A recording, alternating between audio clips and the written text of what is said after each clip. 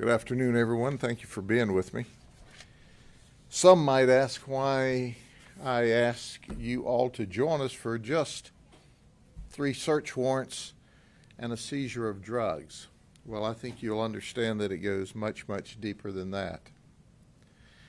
And that's how it culminated on the 22nd of June when we served 3 search warrants, 2 of them on 37th Street and 1 of them on Avenue M in the Inwood area just outside the city of Winter Haven. But it's a family affair. It's a generational event. We have 3 generations of Rogers who are actively involved in the trafficking and sale of drugs. Now, I continue to hear over and over this false narrative that they're trying to push all across this country that drugs are low-level, non-violent events, okay? Low-level, non-violent drugs.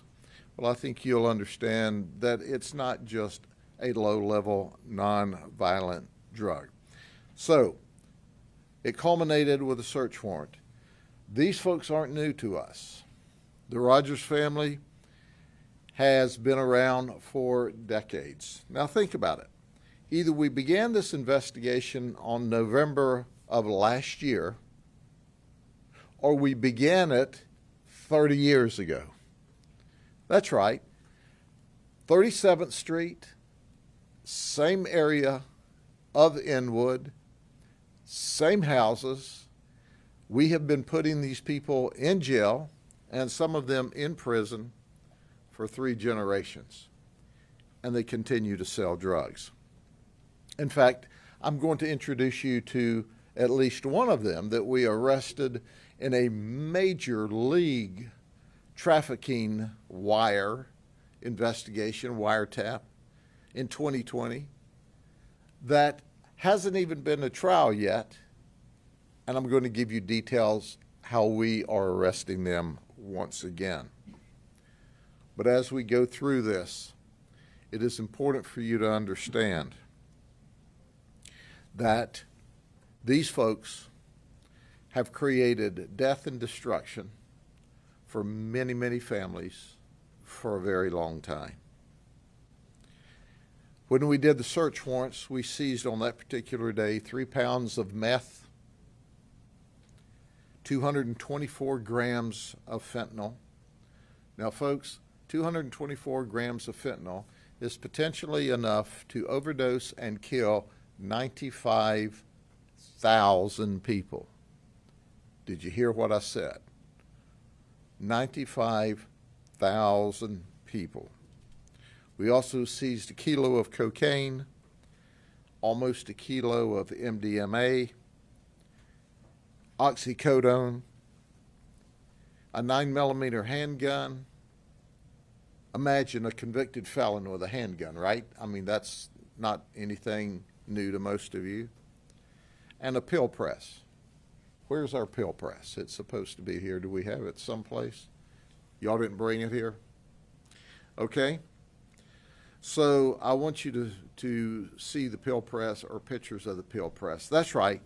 They are so sophisticated that some of them are pressing the pills themselves. So you can get it either cocaine, they'll make it into crack cocaine, they'll press it into pills, however you want it. It's interesting that we first start off to talk about the patriarch of the family, Podia. Podia Rogers is 69 years of age. And as I said before, he started his crime career 30 years ago with an aggravated battery arrest. He, over the years, has accumulated 14 felony arrests, 6 misdemeanor arrests. He's been to prison 1 time, and yes, we served a search warrant at his house, one of the 3 search warrants, where we seized more drugs, and he is still in prison. He's not made bond. Then there's his girlfriend, Teresa Prince. She's 59. That's Podia's girlfriend. She distributes drugs for Podia. She didn't think it was any big deal. She went to jail. Now, she has bonded out. She's the only one that has bonded out. Then there's Pop Rogers, Kenneth. Kenneth Rogers is 38 years of age. He's one of the sons of Podia, and he's kind of now taken over the head of the organization. He's had a crime spree for the last 24 years. His first arrest was in 1999, and it was a simple arrest for shoplifting. He is the one that was arrested as a major trafficker in 2020 when we instituted a wire investigation, or a telephone wiretap as we know them. We arrested him then, and he bonded out. He's not been to trial yet on that 2020 arrest. So in 2023, April, guess what? While he's out on bond, while he has stipulations, we arrest him for possession of cocaine with intent to sell within 1,000 foot of a park. And he's got $21,000 in his pocket. So he's facing major league time for a trafficking case. He makes bond. He continues on his criminal enterprise. And he's already been to prison 4 times. So here's another clear indication. If you don't keep people like Pop Rogers locked up, he's going to be selling drugs to your kids, to your neighbors, to your relatives. And then there's Raphael Rogers, another son of Podia. When I tell you it's a family affair, I'm not kidding. They're all in business together. Illegal business. 24 years of crime himself. He's 39 years old. And he started out with a simple shoplifting charge. He's amassed 43 felony arrests, 33 misdemeanor arrests. He's been to prison 2 times, and this was the second search warrant served at his house. Raphael is a bad guy. And then there's Tamika Rogers. She's 31. She's the daughter of Podia. She's got 5 felony arrests, 3 misdemeanors. She's never been to prison. She's currently living with Podia, where one of the search warrants was served, and she's known to sell drugs.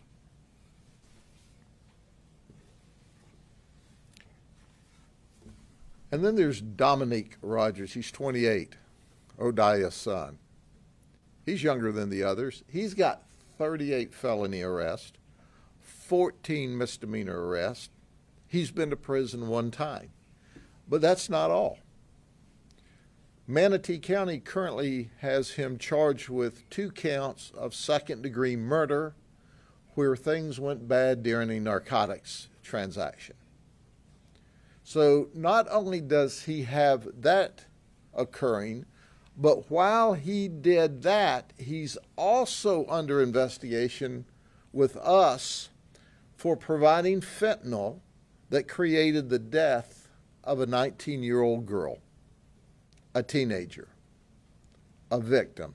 Now, I want you to think about that for a second, if you will. This guy had 38 previous felony arrests, 14 misdemeanors. He's been to prison. He and his family sell drugs. We are already investigating him and waiting for the lab analysis and the work to come back to tie him to a 19-year-old that overdosed from fentanyl that he or the family sold. And he gets charged with 2 murders in the meantime. Now let me go over this again. Who thinks this is low-level, nonviolent crime? If you perpetuate that position, you're just a nut. You're crazy. You're out of your mind. Drugs are not low-level, nonviolent crimes. They never have been. But we've got people running across this nation, some well-meaning people, suggesting that it's really not that big a deal. It's not violent. It's not. You show me drugs, I'll show you guns and dead people every time. And you know, you may not think it's a big deal. You may think it's a low-level nonviolent event, a low-level nonviolent crime that doesn't need attention until it's your child that's dead. Think about that. Think about if you were the parents of this 19-year-old girl who died from this fentanyl overdose, or if you were the family of these two people that Dominique Rogers shot and killed. Think about that. So the next time anyone, whether on social media or mainstream media, wants to tell you that it's really not all that bad, you can suggest to them, are you a nut? Here's the third generation, Jordan Rogers. He's the grandson of Podia. He's 21. Up until this search warrant, Jordan only had one previous arrest for fleeing to elude, and that was dropped. So while he's lived in and around this crime spree, this ongoing crime spree for his entire life, he was never at least caught up in it criminally until the search warrant was served and we caught him with a litany of drugs. But if you look at Jordan and his entrance into the drug world and the crime world at his age, and then you overlay it to his parents, to his dad, who was Raphael, and then you overlay it to Podia, who's his granddad, he's following the same pattern. He's living what he's learned at home his entire life. And that's sad. And he's the one that had the pill press where he was. And we believe he's the one that was pressing the pills into all kinds of drugs.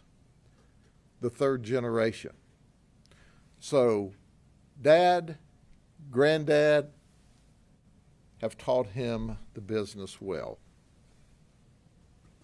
I'd like to point out that Teresa was released.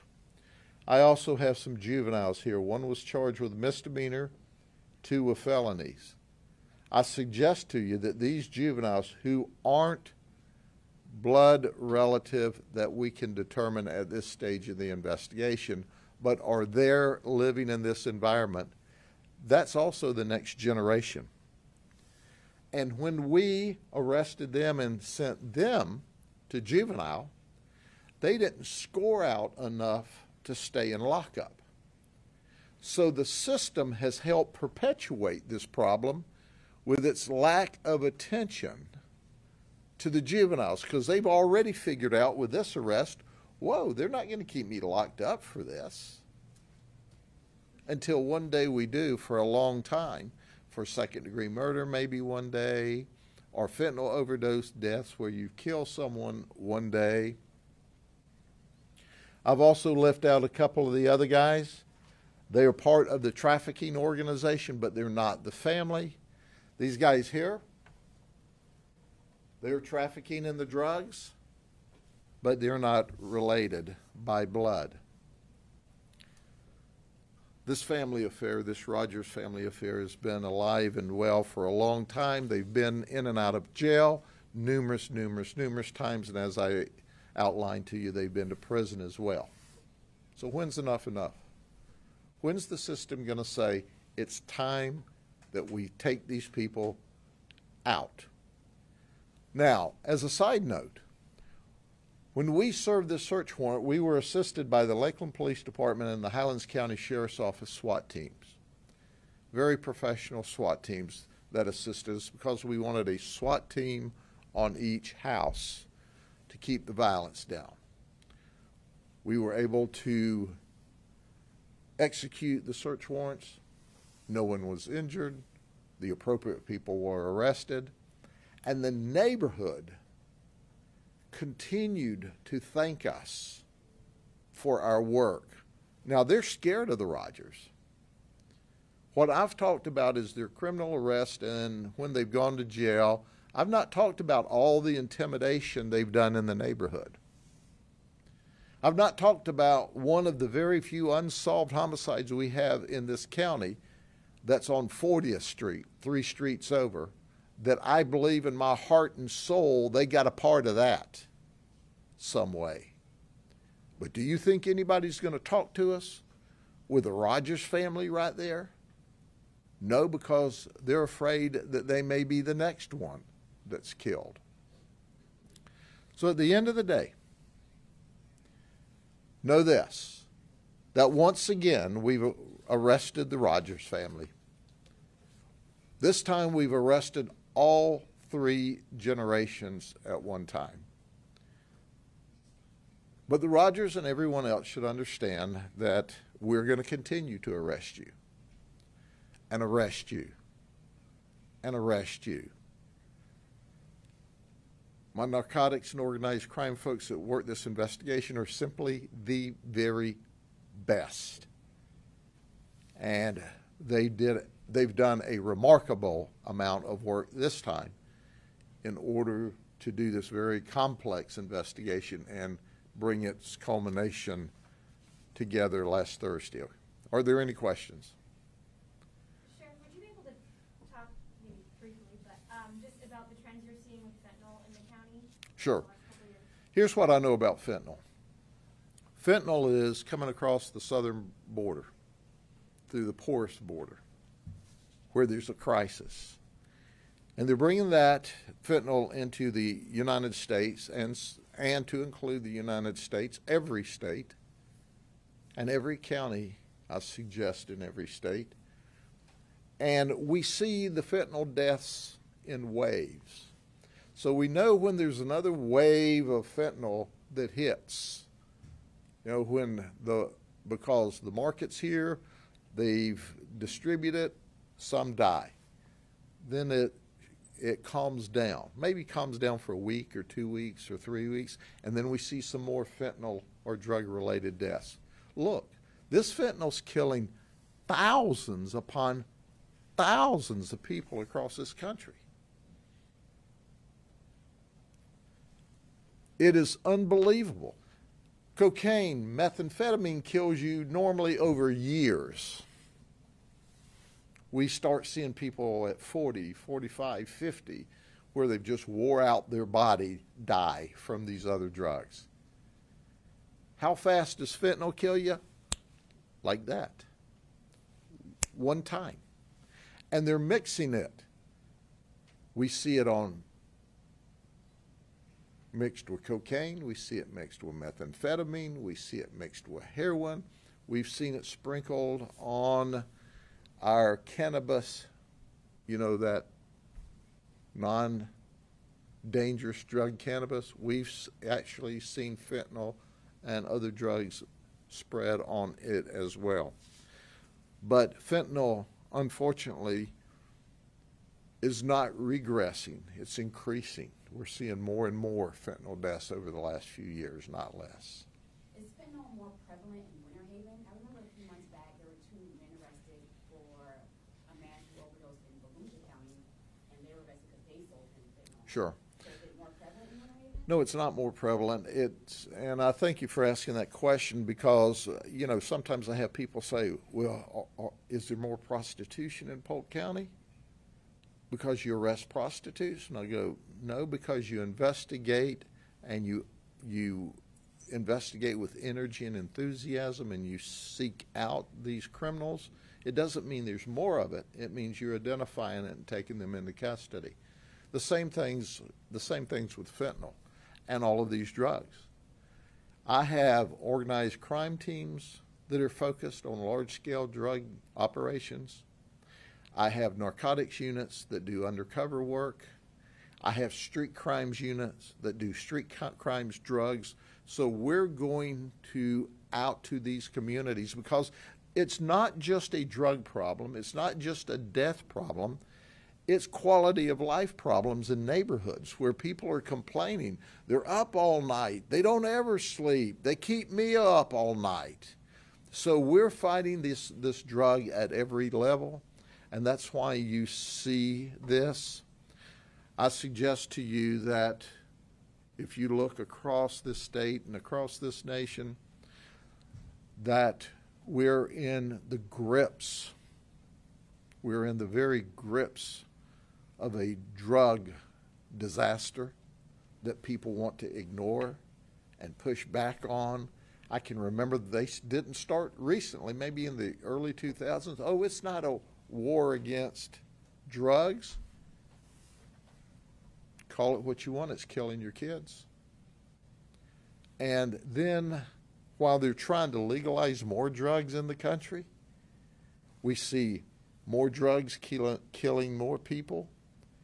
And fentanyl has come on the market with a vengeance, and it's all over the place, and it's pouring across our border from Mexico and then spreading through the entire United States. Sounds like you're concerned that some of the younger ones are going to continue on the family business as they go on. Is there anything that can be done to sort of break the cycle so they can hopefully not continue on this operation? You know, the sad part about it is, you know, you don't retrain kids that are 15, 16, 17, 18. You hope you get them to counseling and services, but that's their environment. As long as they go back to 37th Street and these guys aren't locked up, if your name's Rogers and you live in Inwood in and around 37th Street, you're going to sell drugs. They're just going to do that just as sure as God made little green apples. They're going to sell drugs if they're not locked up. That's what they do. And they do it very well. And they're making money, and your kids are dying. And if you don't think that they won't shoot you, Dominique Rogers shot and killed 2 people in Manatee County. If you don't think they won't overdose you and kill you, as we're investigating now, they sure enough will. $140,000 worth of drugs in the homes. How large of an operation do you consider that to be? Do you think there's more drugs elsewhere? These are perennial street-level dealers and low-level traffickers. They never wanted or never had the ability to get up to the major stuff. But so the traffic, the flood of traffic in the community to buy these drugs are remarkable. They also deliver outside the community. So at the end of the day, that is their business model. And they are business people. Make no mistake about it. They are absolutely business people and have been very successful for a long time.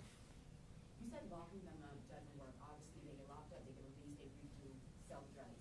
What about the people on the drugs? Is there a need for treatment facilities or more resources for them? Sure, locking them up does work. It's when they're not locked up that they're back selling drugs. The only way to keep these people from dealing drugs is to lock them up. But the people that have addictions to drugs absolutely need drug treatment. We provide drug treatment. Not enough, but we provide it. I say we, the system. Does there need to be more of that? Yes, but I can tell you from decades of experience myself, if you send somebody to a drug treatment program and they don't want to be there, they're not in their heart ready to get away from the drug world, wasting everybody's time, wasting taxpayers' money. They are a snapshot of the illegal business community that is causing death and a lesser quality of life for not just the people using the drugs, but for the communities around the people that use the drugs. And they don't care. As long as they get that green cash, they don't care. Sheriff, do you find that you have been talking about this for a couple of years now, the awareness that it's not just a low-level, nonviolent crime. Do you find that the more that law enforcement is trying to get that message out there, are you getting any reaction from the community that, hey, you know what, you're right, you're right? Do you feel like people are coming around to that? I think the reasonable community understands very well that this is not a low-level nonviolent crime. But you all know, you're the ones that cover the research, covers the activists, covers the people that think us wasting time on drug enforcement when it could be used on something better. Y'all cover those folks. Those folks that presuppose and take false data on a false basis or false research and perpetuate that. You know, that's what frustrates me, because that leads some kid out here, leads some community members out here to go, huh, it's not that bad. It is that bad. It is that bad. And I'm not telling you from some academic study by some kid who needed to get his master's degree, that he did some kind of skewed little piece of work that somebody put in their local magazine that ended up in the news media. I'm telling you from decades of empirical evidence. Drugs kill. Drugs ruin lives. Drugs ruin families. People who sell drugs have guns. People who have guns and drugs shoot and kill people. Fentanyl is a newer drug on the market that's popular now. It kills lots of people, thousands of people. Somebody watching some of these television broadcasts or social media broadcasts, you're going to have a loved one or friend die of fentanyl this year. I guarantee it. If they're using drugs and they're using fentanyl, someone watching this program will die this year.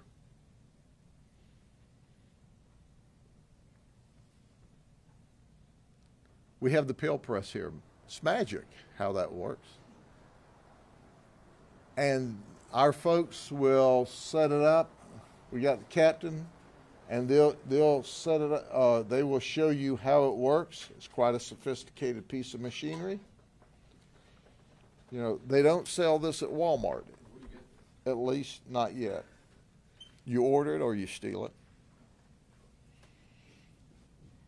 They put the compounds of the drugs inside the machine, and basically it creates a tablet of whatever drug they've put in there, and it can put whatever quantities of drug and that's what that produces there. And you can tell it's a very heavy piece of machinery, heavy duty, and you don't find these on any search warrant or drug investigation. They're very highly sophisticated in what they're doing in the manufacture of these drugs that are killing families.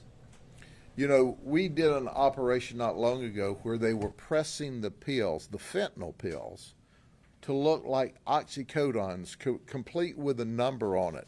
So people were thinking they were getting an oxycodone pill, and they were getting a fentanyl stamped pill, and some folks from that operation we learned had died as a result. I think we had 3 or 4 over in the west side, if memory serves me correct, were attached directly to, they thought they were getting one kind of pill commercially when it was bootleg stamped, and it was really fentanyl.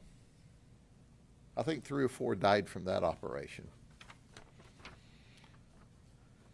But there's a press. Y'all be safe. Have a good day. Thank you for covering this. And somebody also will be alive because they'll take to heart what y'all do and say today.